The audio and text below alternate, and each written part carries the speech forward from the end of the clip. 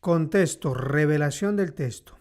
Pregunta: ¿cómo se descontextualiza un texto sin que la intención del maestro y predicador sea esa?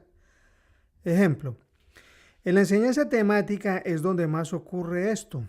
¿Por qué? Porque cuando se enseña de esta manera, se prepara un tema escogiendo varios textos o versículos de varias cartas o libros que hablen de ese tema, desconociendo el maestro y predicador el contexto de ese texto. Ejemplo: tema o asunto: la comida. Pregunta: ¿en el cristianismo podemos comer carne de cerdo? ¿Sí o no? Ahora, no voy a desarrollar este tema, sino que voy a poner unos textos fuera de contextos que algunos maestros y predicadores utilizan para enseñar acerca de este asunto. El capítulo 10 del 9 al 16 y capítulo 11 del 4 al 10 del libro de Hechos, Pedro tiene una visión acerca de comer lo que a ellos como judíos les era prohibido comer, pero Dios le dice que mate y coma.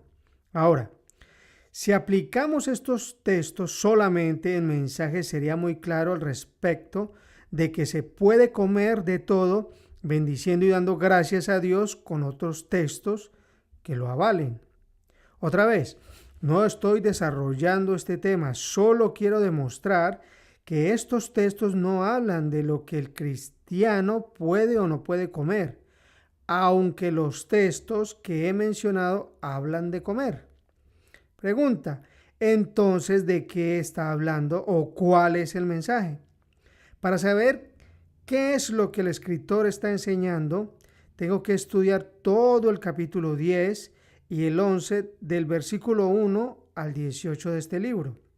Y la respuesta está en los textos o versículos 28, 34 y 35 del capítulo 10, lo cual deja claro que la visión de Pedro no se trataba de si puede comer o no tal alimento, sino lo que dicen los textos que he mencionado, quedando claro que los textos al principio mencionados no son para enseñar acerca del tema de la comida. Hay que tener mucho cuidado de generalizar el texto sacándolo de su contexto, para enseñar o hablar de otro asunto que está diciendo el escritor. Ejemplo: en 1 Corintios 11:1 dice Pablo que seamos imitadores de él como él de Cristo. La pregunta sería: ¿imitadores en qué o de qué? Para contestar esta pregunta tenemos que saber de qué es lo que está hablando Pablo a la iglesia de Corintios. Ahora, ¿está hablando aquí Pablo de algún caso en particular o en general? El contexto viene desde el versículo 24 del capítulo 10 de 1 Corintios hasta el versículo 1 del capítulo 11.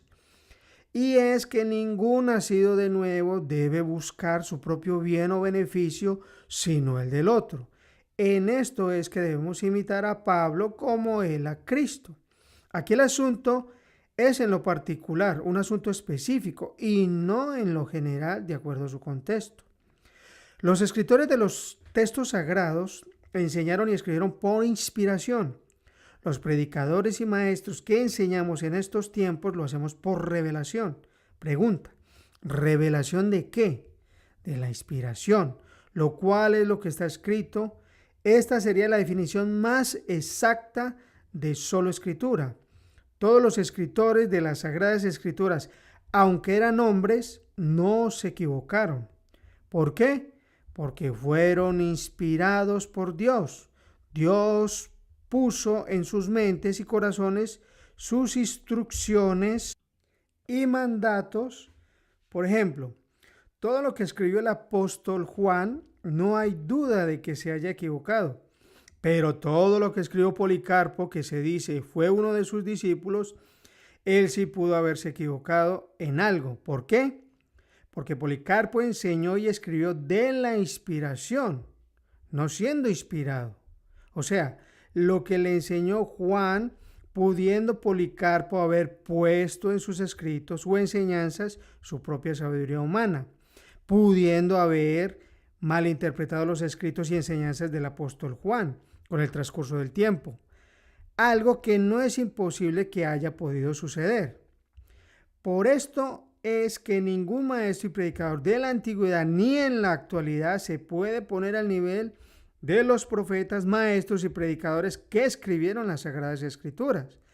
Este ha sido el mayor error de los maestros y predicadores de la iglesia escritural o bíblica por muchos siglos.